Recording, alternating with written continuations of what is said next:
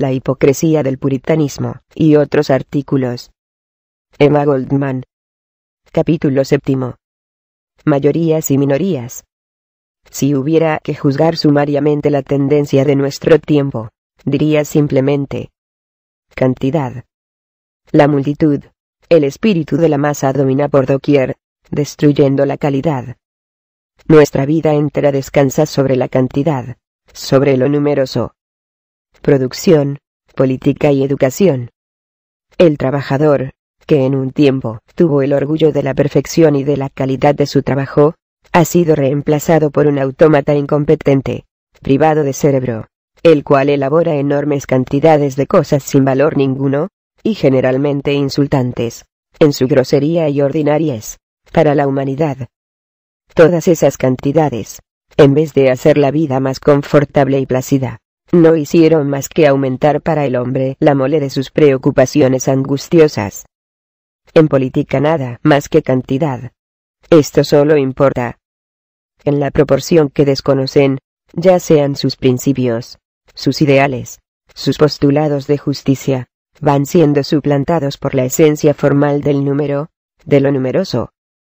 En la lucha por la supremacía de los varios partidos políticos, mutuamente se ponen trampas, se engañan, perpetran las más sombrías maquinaciones unos contra otros en la certera confianza que el que obtenga el éxito final, será proclamado victorioso por la mayoría. ¿Y a expensas de qué cosas, con cuánto detrimento de toda dignidad y decencia, se alcanza este momento? No hemos de ir muy lejos en busca de prueba, para este doloroso caso. Jamás la corrupción, la completa podredumbre, fue tan evidente en el aparato gubernativo.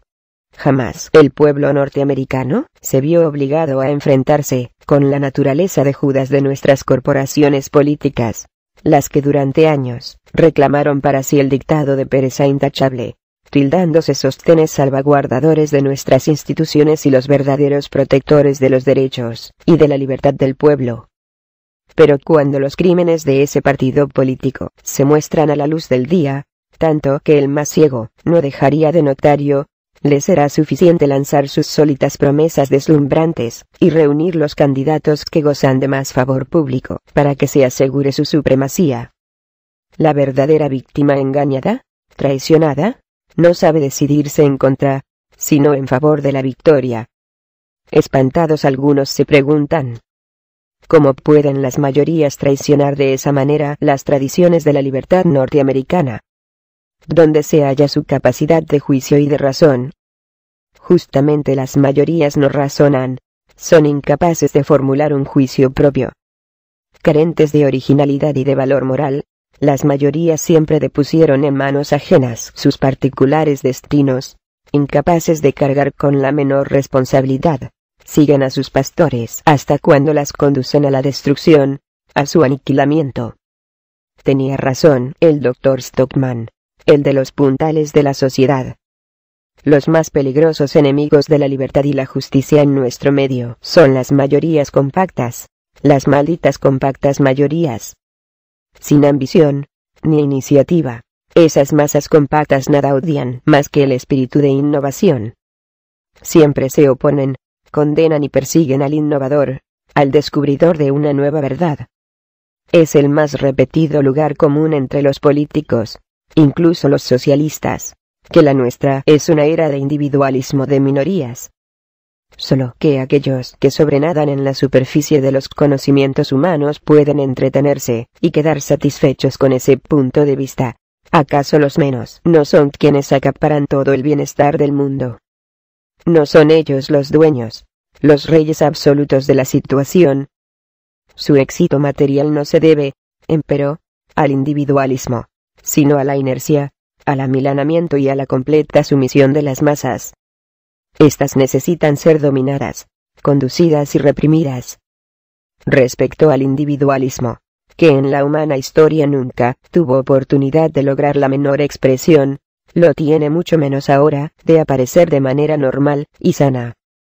El educador, de honestos e ideales propósitos, el artista o el escritor de ideas originales, el hombre de ciencia independiente, el explorador de nuevos dominios del saber, o el individuo de ideas avanzadas que busca la renovación de la sociedad.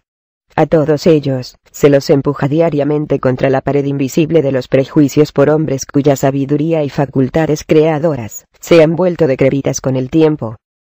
Educadores del tipo de Ferrer no se les tolera en ninguna parte, mientras que los malabaristas de la educación oficial, Aloe y Otti Butler, resultan ser los perpetuadores de una era de nulidades y de autómatas. En el orden teatral y literario, los ídolos son Humphrey Ward Cyclide y Fiches, mientras muy pocos conocen o aprecian la belleza genial de Emerson, Thoreau, Whitman, un Ibsen, un Hauptmann, un Butler Yeats o un Stephen Philippe. Son como las estrellas solitarias, lejos del horizonte de la multitud. Editores, empresarios de teatros y críticos, no exigen las cualidades superlativas en la creación del arte, sino que se preguntan: ¿tendrá mucha venta? ¿Será del paladar del público? Y este paladar es como una hornalla. Engruye todo lo que no necesita masticación mental. De ahí que lo mediocre, dies vulgar, el lugar común representan la obra maestra literaria más en boga. Es necesario que digamos que referente a las bellas artes, hemos de encontrarnos con lo mismo. No hay más que emprender una gira por nuestros parques para percatarnos de la fealdad, de la horrible vulgaridad de nuestros artefactos artísticos, en forma de estatuas y monumentos. Ciertamente, solo el gusto de las mayorías pueden tolerar semejante ultraje a la belleza. Falsa en su concepción y mezquina, ñoña en la ejecución, la estaturia que infesta las ciudades norteamericanas tiene tanta relación con el arte como una confitura de mazapán con la escultura de Miguel Ángel.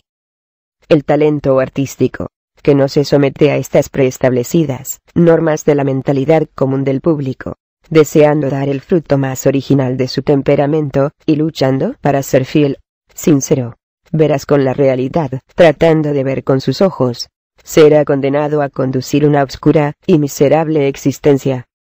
Su obra algún día se podrá convertir en el más caro capricho de la muchedumbre, pero esto no sucede hasta que la sangre de su corazón se haya vaciado para siempre, hasta que el explorador de nuevos caminos haya dejado de existir, y el tropel de la plebe miope haya extinguido la herencia legada por el maestro. Se dice que el artista de la actualidad no puede darnos verdaderas creaciones, porque, lo mismo que Prometeo, se haya encadenado a la roca de las necesidades económicas. Esto puede ser verdad para todas las épocas. Miguel Ángel dependía de su señor los Medici como los pintores y los escultores de nuestro tiempo, excepto que los entendidos de arte de entonces se hallaban bastante distantes de la entendida multitud de ahora. Estos se sentían honrados y felices de que el artista se dedicase todo el tiempo que deseara a cincelarles una urna, un cáliz, supongamos. El supuesto mecenas de nuestros días no posee otro criterio que el valor material de una obra de arte. El dólar. En nada le atañe la calidad intrínseca de grandes obras, y sí la cantidad de dólares que importa su venta. El financista de Les Affaires son Les Affaires, dice respecto a varias manchas, paisajes al óleo: vea qué bueno es. Me cuesta 50.000 francos. Igualito que nuestros advenedizos. Las fabulosas sumas pagadas por las grandes obras que descubre, revela con elocuencia la pobreza, la vulgaridad de su gusto, de su concepto artístico. El más imperdonable pecado para la sociedad es la independencia intelectual. Si esto resalta más en un país cuyo símbolo es la democracia, también evidencia cuán grande es el poder de las mayorías. Wendell Phillips dijo, hace 50 años: en nuestro país de absoluta igualdad democrática, la opinión pública no es solo omnipotente, sino omnipresente. No hay un refugio a donde no llegue esta tiranía, no hay escondrijo donde no nos alcance, y el resultado es este. Se empuña la linterna del griego famoso, y se va en busca de un centenar de norteamericanos, y entre ellos no se encontrará uno que no tenga algo que ganar o perder por parte de la buena opinión que sustentarán los que los rodean, ya sea acerca de sus ambiciones, de su vida social, y de sus negocios. La consecuencia se resume en que nosotros, en vez de constituir una masa de verdaderas individualidades. No somos más que seres que, al temernos mutuamente, escondemos nuestras propias y más íntimas convicciones. Como nación comparada a otra nación, somos solamente un atajo de cobardes. Con más intensidad que otros pueblos, experimentamos un miedo cerval de unos hacia los otros. Evidentemente, en nada cambiaron las condiciones que le sugiriera tan aguda constatación a Wendell Phillips. Hoy, como ayer, la pública opinión es el tirano omnipresente. Hoy, como entonces, las mayorías no representan más que una masa de cobardes, prestos a aceptar aquel que encarne el espejo de su pobreza mental y espiritual. Esta es la base donde se apoya el éxito, sin precedentes de un hombre como Roosevelt. Entraña el peor elemento de la psicología plebeya de la masa. El político que conozca a fondo las mayorías, le importa poco de la integridad doctrinaria de los ideales. Por lo que se pirra, es la apariencia brillante y espectacular. No es el caso de que se trate de una exposición canina, el premio por el boxeo o el linchamiento de un negro, la exhibición insolente de una boda rica de algún heredero multimillonario, o la acrobática elocuencia de algún expresidente de la nación. Más feas son las contorsiones mentales, más deliciosas les resultarán a las masas. Así, Roosevelt, pobre de ideales y vulgar espiritualmente, continúa siendo el hombre de la hora.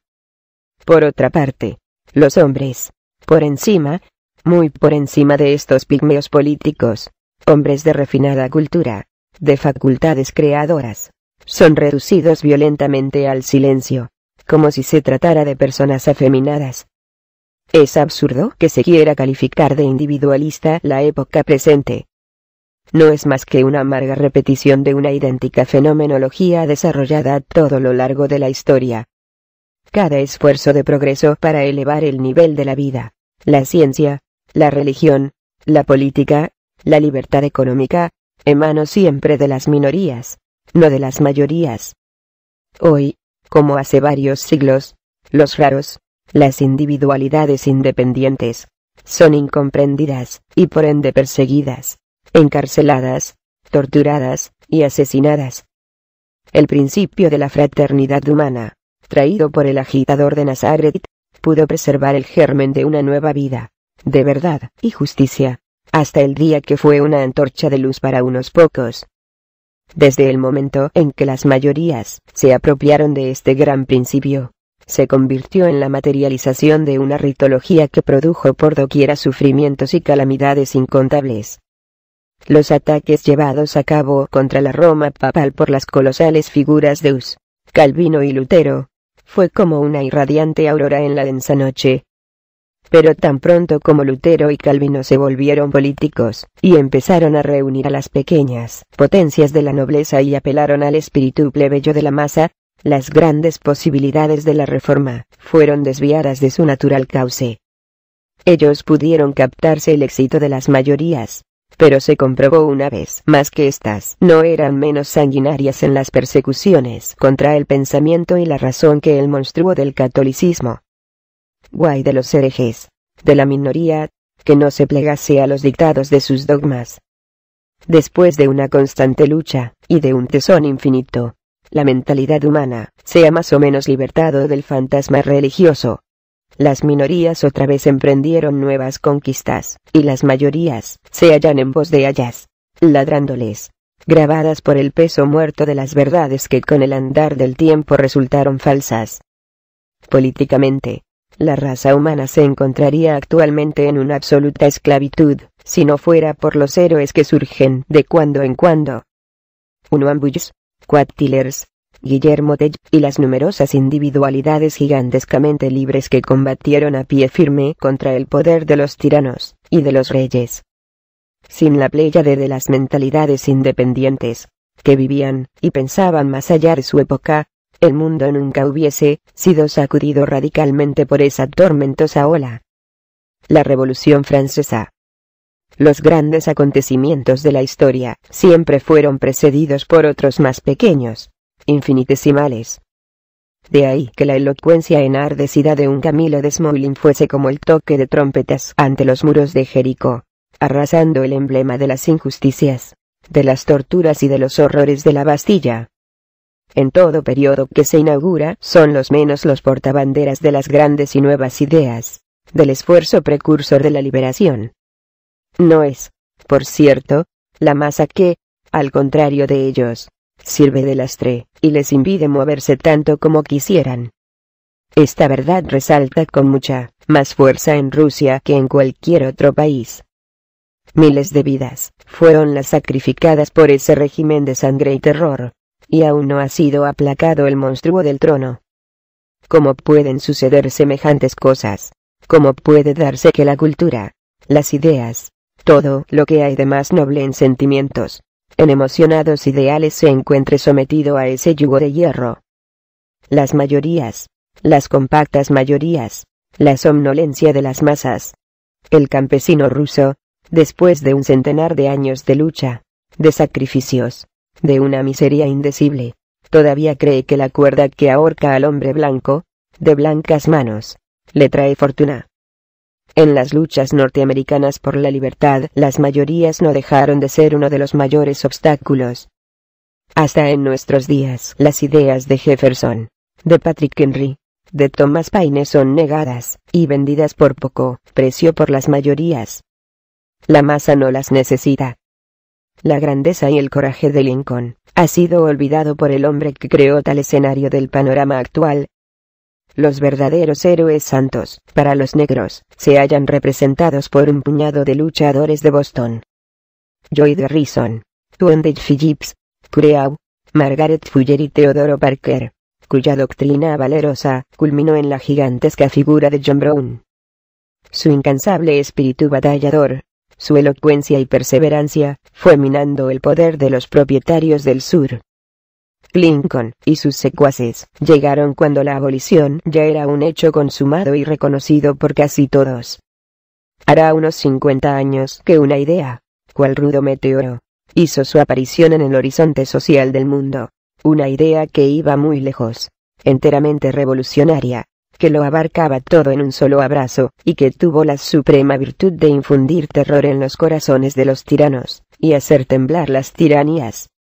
Por otra parte, era ella un mensaje de alegría, de una grandiosa esperanza para los millares de desheredados. Los poseídos de estas ideas, los hombres de mentalidad más avanzada, los precursores, conocían lo abrupto del camino que deberían recorrer, y lo soportaron todo. Oposición, las persecuciones y dificultades casi insuperables.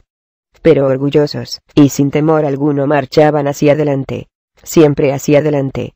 Ahora, esta idea se ha convertido en algo corriente, manoseado, un verdadero lugar común.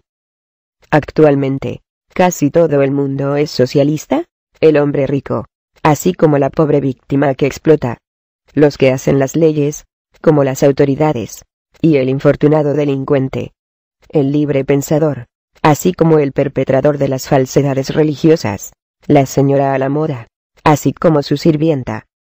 ¿Por qué no? Ahora que la verdad de hace 50 años se ha convertido en una mentira, ahora que se mustió, se apagó todo lo que había en ella de juvenil frescura, y se le robó sus fibras más vigorosas, su fuerza revolucionaria y su ideal humanitario, ¿por qué no? Ahora, no es más que una bella visión, rumorosa, de inefable poesía, sino un plan práctico y realizable, sobre el que descansan las mayorías, ¿por qué no? La astucia política sabe muy bien cantar las loas de la masa. Dice: las pobres mayorías, la ultrajada, la maltratada, pobre de este gigante, si no quisiera seguirnos a nosotros. ¿Quién no oyó esta misma letanía varias veces, y en todo tiempo? ¿Quién no se sabe de memoria este invariable estribillo en los labios de todos los políticos? Que la masa sangra por cada paso que da, que se la roba y se la explota, lo sé tanto yo como esos que mendigan votos. Pero insisto que no es ese grupo de parásitos, sino la masa la culpable de este terrible estado de cosas. Se cuelga del cuello de sus amos y ama el látigo, y es la primera en gritar: crucificad, en el momento que una voz se levanta para protestar contra la sacrosanta autoridad, y el capitalismo, u otra institución igualmente caduca.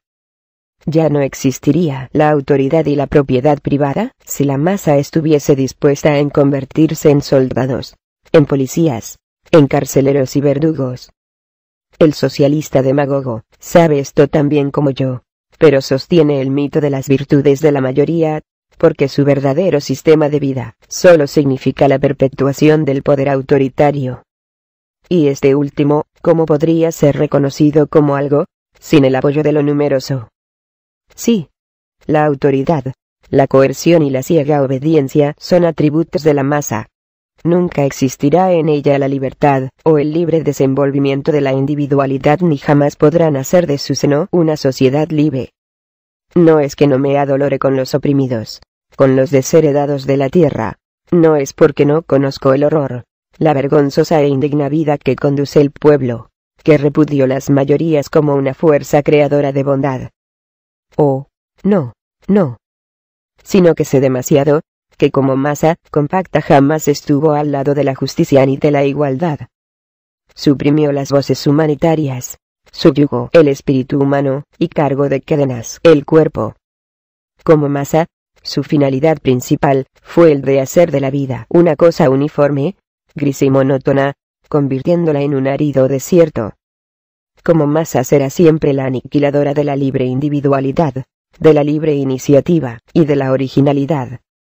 Creo, por eso, en lo que dice Emerson. La masa es grosera, mentalmente lisiada, perniciosa en lo que exige, y en lo que pide. En vez de adulársela, es necesario fustigarla duramente. Nada deseo concederle, sino para ejercitarme en ella, para dividirla, romperla y extraer así otras tantas individualidades. Las masas son nada más que una gran calamidad. Para nada deseo las masas, sino hombres valerosos, dignos y leales, y mujeres amables, dulces y nobles en sus instintos.